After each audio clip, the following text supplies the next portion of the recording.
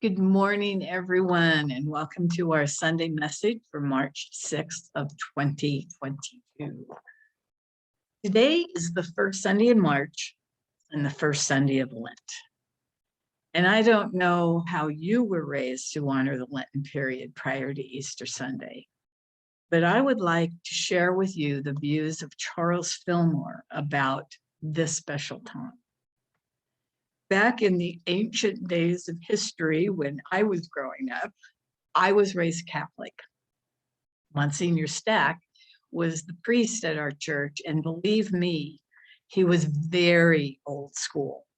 He made it clear that everyone had to be at the church each Friday to do the Stations of the Cross. For those who do not know, the Stations of the Cross refer to a series of 14 paintings or depictions of the events of the Passion of Christ, and there are prayers and rituals associated with these. In the Catholic Church of my day, we went from picture to picture to picture, reciting these prayers and doing these rituals, and we were to do them on our knees. The theory was that after all, Jesus suffered, and so we had to also to represent his suffering. And during the Lenten time, my mother would either cover or take down all the mirrors in the house so we couldn't primp in front of them and show our vanity. There also was no TV or radio allowed, and she didn't bake any sweets or desserts during that time. And this, of course, was the very old way of doing Lent. Her parents came over from Poland and brought that way of consciousness with them. And this is the way my grandmother did it. So this is the way my mother did Lent. And believe me, I am so glad that that state of consciousness in the world has grown so much since that time. Charles Fillmore's book, Keep a True Lent, was published in 1953. 5 years after his death. The book was written from articles Charles had written between 1898 and 1943. The emphasis of the title of this book is on the word true. Keep a true Lent, meaning foregoing all the ways that we had been taught beforehand of how to observe those 40 days before Easter Sunday. Charles's goal was to create a change in consciousness regarding the entire final days of Jesus's life prior to his resurrection, and especially Good Friday, Holy Saturday, and Easter Sunday. When he was writing those articles that became the information of the book, he was immersed in the state of consciousness of the collective that held this old idea I shared of how Lent was to be observed. Fillmore wrote that it was commonly believed that the Lenten period had to do with the events of the 40 days preceding the resurrection.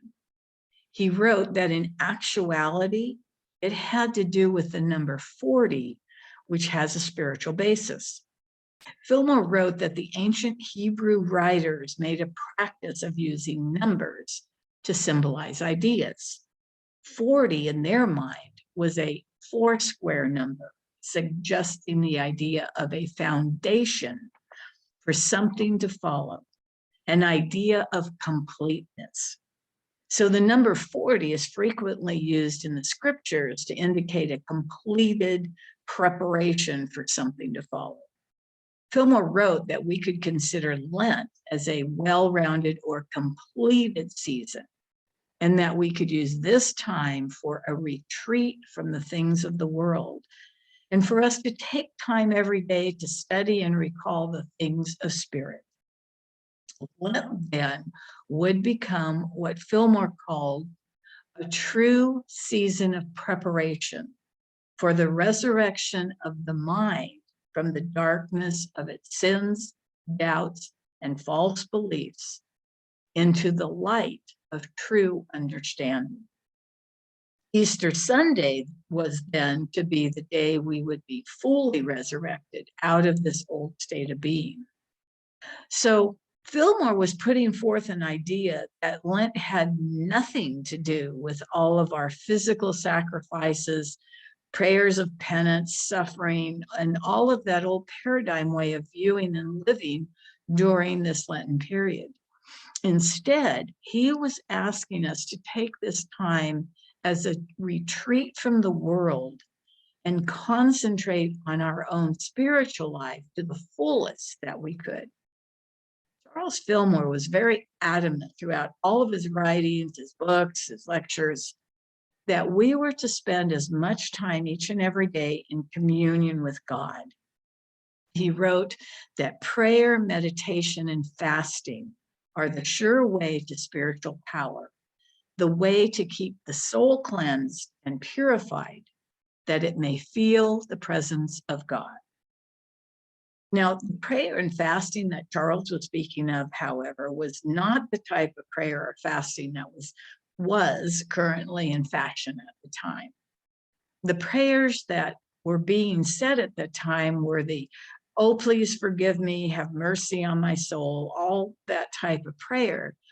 And the fasting that was being done was fasting from eating, as food was said to pollute the body. What Charles was writing about is praying in an affirmative tone, praying to affirm our oneness with God, prayers that would affirm the good in our lives, prayers that would help us understand that all that God is, we are, that God is love, and so are we. We could actually call these prayers affirmations. Charles wrote his book, The 12 Powers, to assist us in knowing who and what we are. And our prayers, affirmations, were to help us take these in and have them become a true part of our lives and who we are. The fasting that Charles was writing about was the fasting of thought.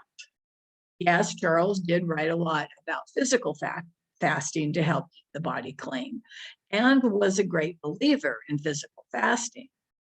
What he was writing about in his articles for this 40-day period, though, was the fasting from all thought that was not in alignment with God, with Source.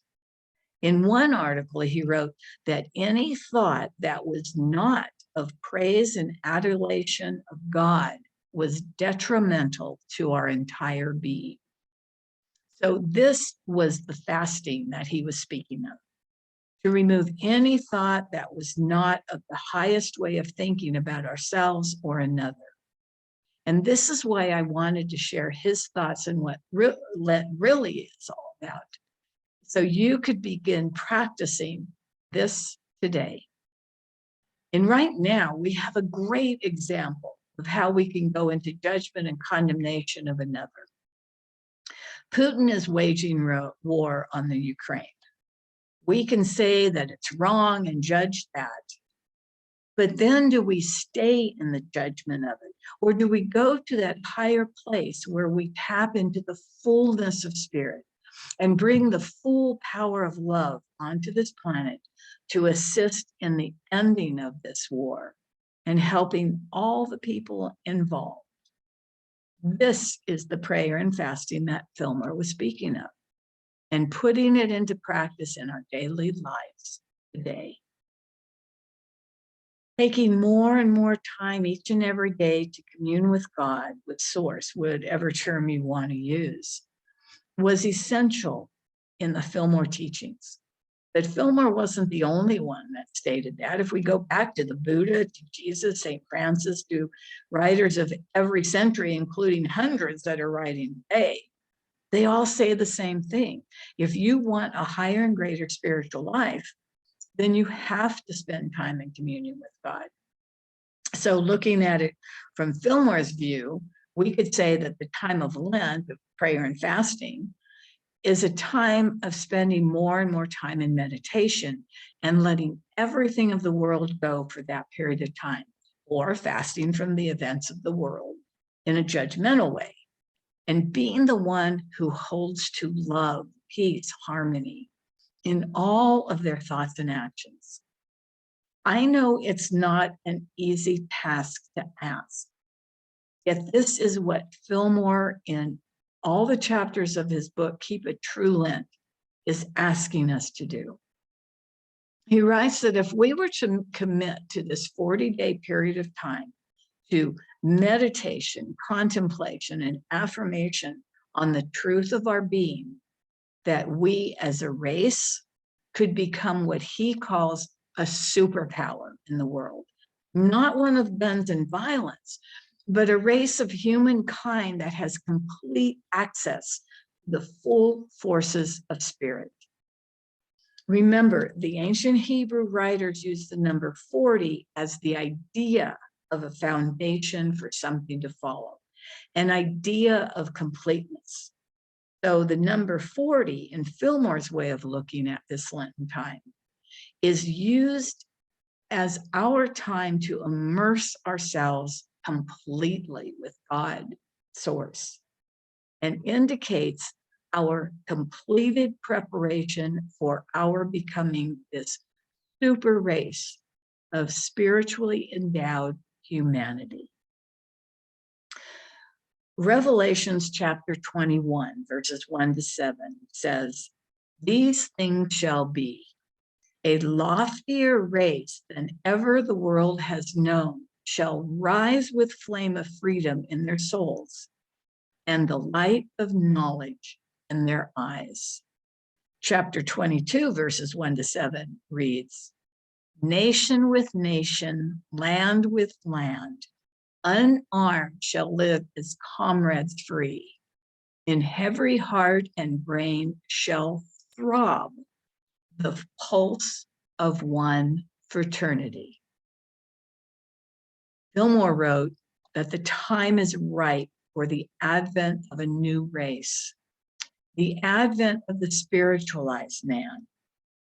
And this will be brought about by the gradual refinement of the man of the flesh into the man of spirit.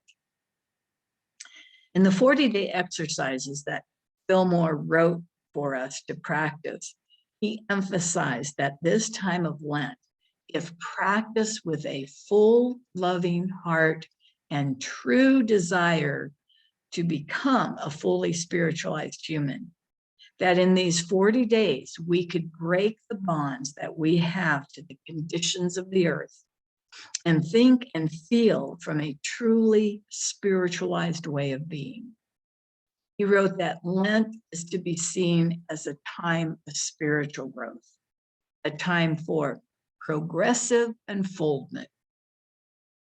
He wrote that this is the time for us to be committed to blend and merge our mind with God mind.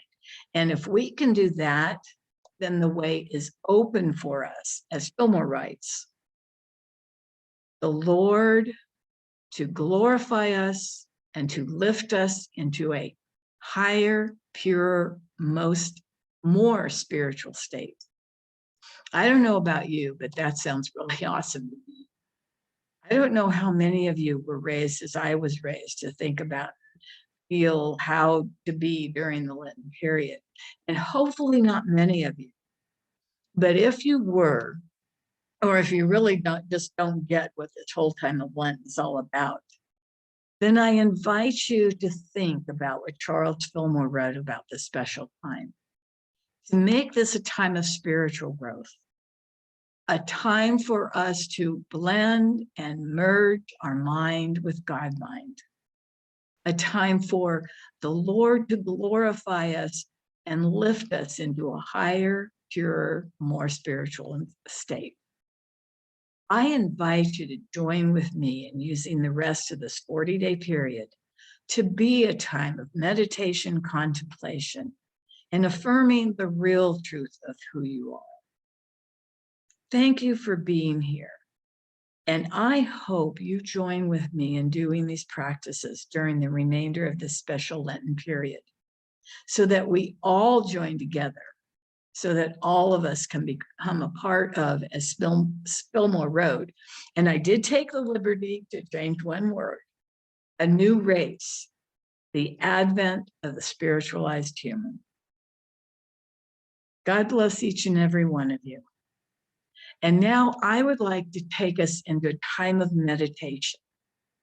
I mentioned the 12 powers before, and I would like to do this 12-power meditation. So I invite you to close your eyes. And I invite you to place your attention on the center of the brain.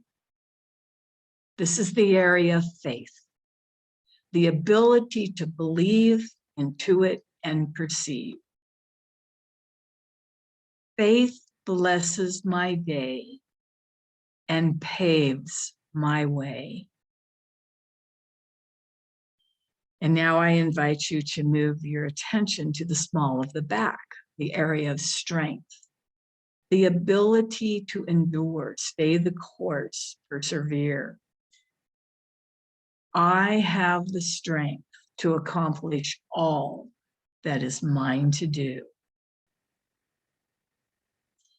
And now place your attention on the pit of the stomach, the area of wisdom, the blend of knowledge from the head and the heart. I am guided by divine wisdom in every thought, word, and action. And now place your attention on your heart, the area of love, the ability to attract, desire, and unified. I am a center of love. And now place your attention on the throat, the area of power, self-mastery, and spiritual presence. I have the power to create my world. Now place your attention on the area right between the eyes, the area of imagination, the ability to conceptualize and envision a different future. I imagine good unfolding in every area of my life. And now place your attention on the bottom front of the brain, just above the center of the eyes. This is the area of understanding, the ability to know, perceive, and apprehend. My understanding of truth deepens every day and directs my life. And now place your attention just above that, the top front of the brain, the place of will, the ability to choose, lead, and decide. I choose my good based on spiritual understanding.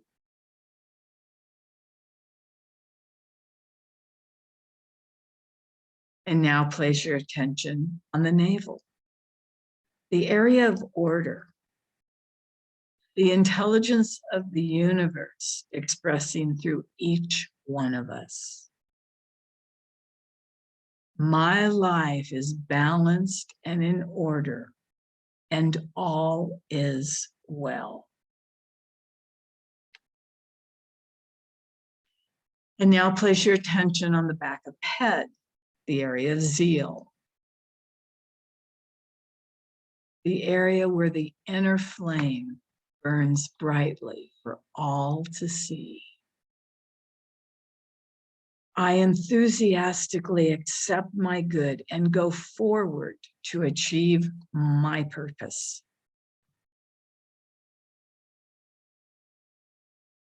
And now place your attention on the abdominal region, the area of renunciation and elimination, the ability to let go. I release anything and everything that no longer serves my unfolding good. And now place your attention on the reproductive organs, the area of life, the ability to energize and animate, And our affirmation is so simple. I am filled with life, sweet life. And now just take a moment to feel each of these affirmations, each of these statements,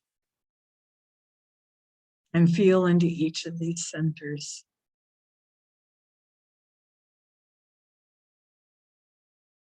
When Charles talks about how we are to use this time of Lent for our spiritual growth, and it's a time of meditation and affirmation, we could use these affirmations for our spiritual growth, our time of expansion, so that we could really become one of those human beings that grows into this higher, more beloved, more spiritual state of being. God bless each and every one of you for being with me today. I love you. I bless you. I appreciate each and every one of you. Thank you all for being a part of this movement, the movement of peace, the movement of love, and especially being a part of unity in whatever way you are. God bless each and every one of you. Namaste.